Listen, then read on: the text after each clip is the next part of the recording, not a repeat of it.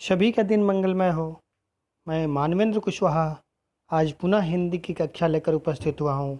आज हम सभी कक्षा सप्तम के भैया बहनों के लिए अमरकंटक की यात्रा भाग 2 का अध्ययन करेंगे। अमरकंटक से लगभग 10 किलोमीटर दूर चलकर हम कबीर चौरा नामक स्थान पर पहुँचे। अमरकंटक से लगभग 10 किलोमीटर दूर चलकर हम कबीर चौरा नामक स्थान पर पहुँचे। यहाँ पेड़ों की छाया के नीचे एक चबूतरा बना है। यहीं पर पेड़ों की छाया के नीचे एक बैठने का जगह बनाया गया था जिसे चबूतरा कहते हैं। उस पेड़ के नीचे थोड़ी सी ऊंची स्थान बनाकर वहाँ बैठने के लिए जो जगह बनाया जाता है उसे चबूतरा कहते हैं।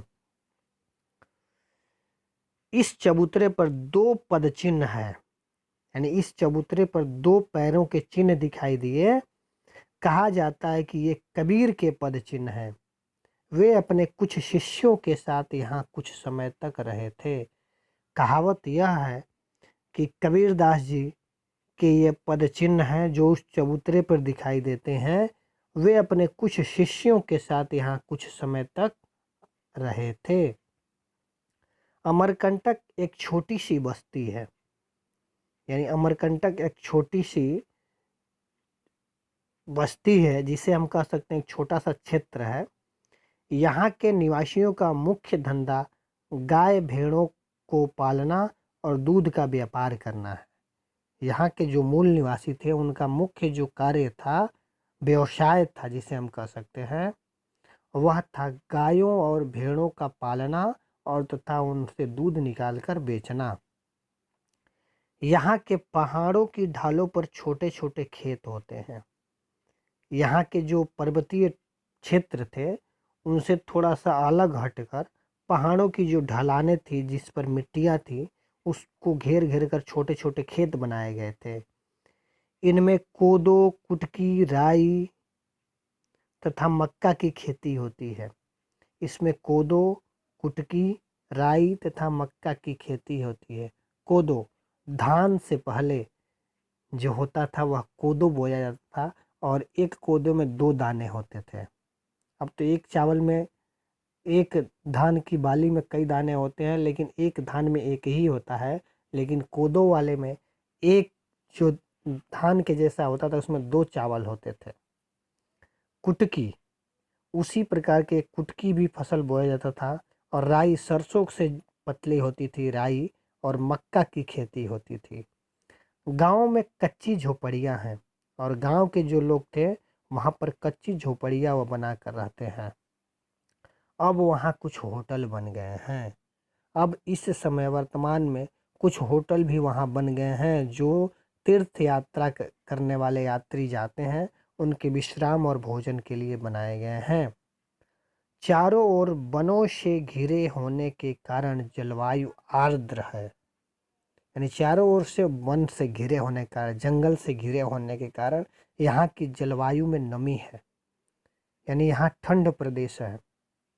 उस क्षेत्र में, अमरकंटक के क्षेत्र में, अमरकंटक के वनों में जंगली जड़ी बूटियां बहुत मिलती हैं। ये अमरकंटक का औषधीय क्षेत्र है जहाँ पर औषधीय का निर्माण किया जाता है। काफ़ी होते हैं। गुलाब, कावली और चमेली के फूल भी यहाँ बहुत मात्रा में मिल जाते हैं। अमरकंटक के आसपास छोटे छोटे गांव हैं। इन गांवों में आदिवासी रहते हैं। इनमें मुख्य रूप से गोंड और बैगा है। यानी अमरकंटक के आसपास के जो क्षेत्र हैं, छोटे छोटे गांव हैं, इन गांवों में आदिवासी रहते था, जंगली निवास करते हैं। इनमें मुख्य रूप से गोंड जाति है, गोंड जाति जो जंगलों में रहते हैं, और बैगा। गोंड जाति किसी समय तक बड़ी सुसंस्कृत थी। गोंड जाति कहा जाता है कि किसी समय तक बहुत ही सुसंस्कृत, अच्छी संस्कार वाले थे। मध्य प्रदेश में गोंड राजाओं का राज्य था। जो मध्य प्रदेश है उसमें कभी गोंड राजाओं का राज्य होता था। रानी दुर्गावती ने नर्मदा के किनारे जबलपुर के निकट गढ़ामंडला में शासन किया था। वहीं उन्होंने अपना शासन चलाया था।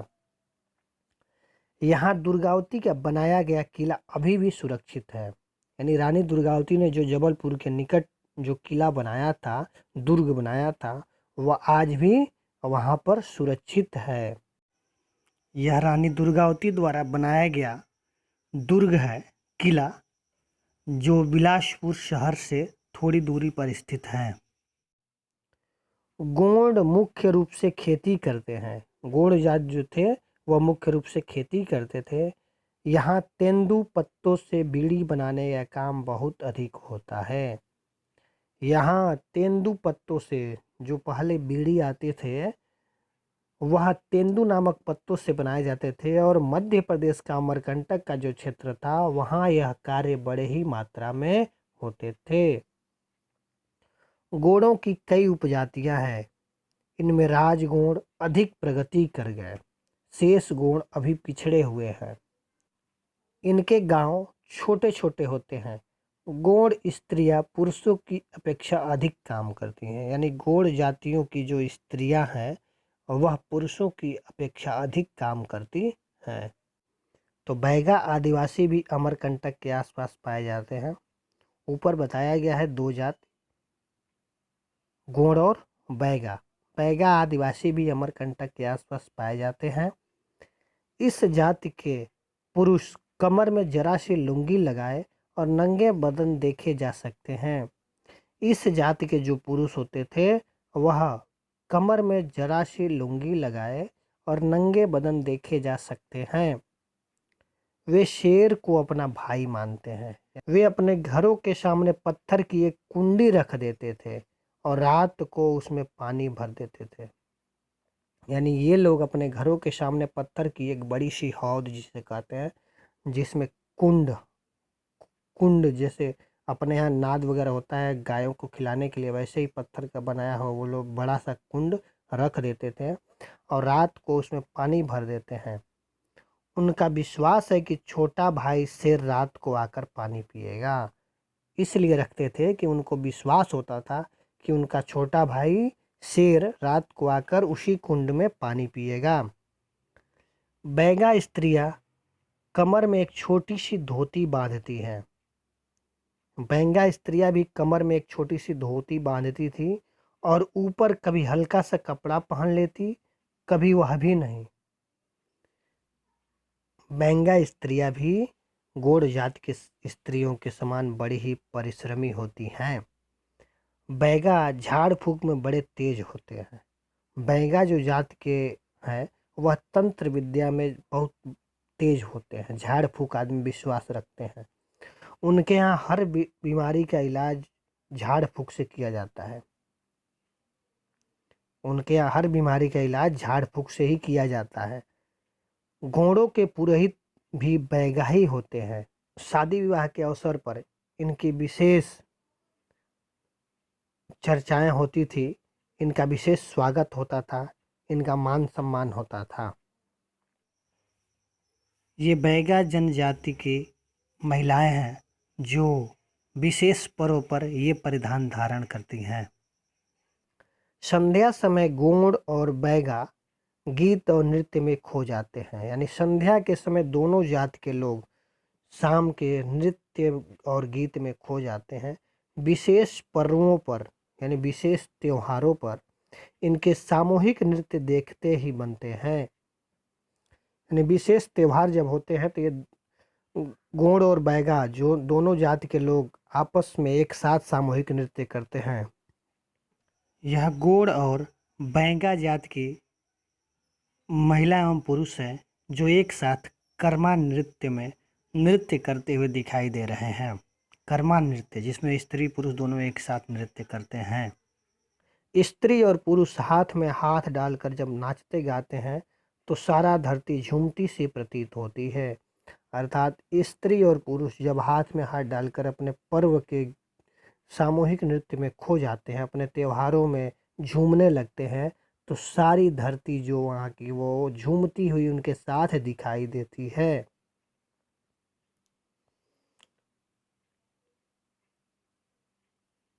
इनके गीतों में उनकी अपनी जिंदगी के ही बोल होते हैं।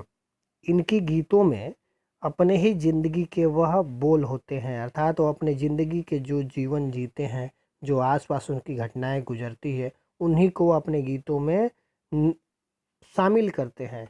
इनके प्रमुख नृत्य हैं कर्मा, शैला और रीना।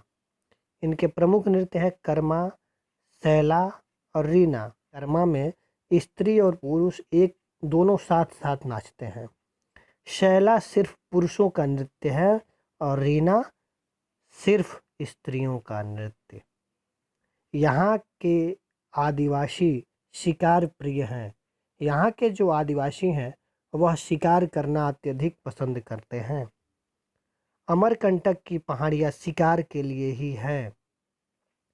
अमरकंटक की पहाड़ियाँ शिकार के लिए हैं भी अच्छी, अर्थात ये पहाड़ी जो क्षेत्र है अमरकंटक का, वह शिकार के लिए भी अच्छा ही है।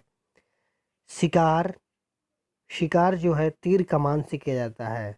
शिकार तीर कमान से किया जाता है, अर्थात धनुष और तीर द्वारा होता है। ये आदिवासी अचूक निशानेबाज होते हैं। ये जो आदिवासी होते हैं इनका निशाना कभी चूकता नहीं है, पक्का निशानेबाज होते हैं। हमने अमरकंटक का प्राकृतिक सौंदर्य तो निहारा ही, अर्थात हम सभी अमरकंटक का जो प्राकृतिक सुंदरता थी उसे तो हम लोगों ने देखा ही, साथ साथ वहाँ के आदिवासियों के जीवन के बारे में भी पर्याप्त जानकारी प्राप्त की। अर्थात वहाँ के आदिवासी जो रहने वाले जंगली मनुष्य थे, जंगलों में निवास करने वाले जो मनुष्य थे, मानव जातियाँ थी, उनके जीवन के बारे में भी बहुत अधिक जानकारी प्राप्त की। यह यात्रा काफ़ी समय तक याद रहेगी और यह जो सुखद यात्रा थी यह बहुत समय तक याद रहेगी।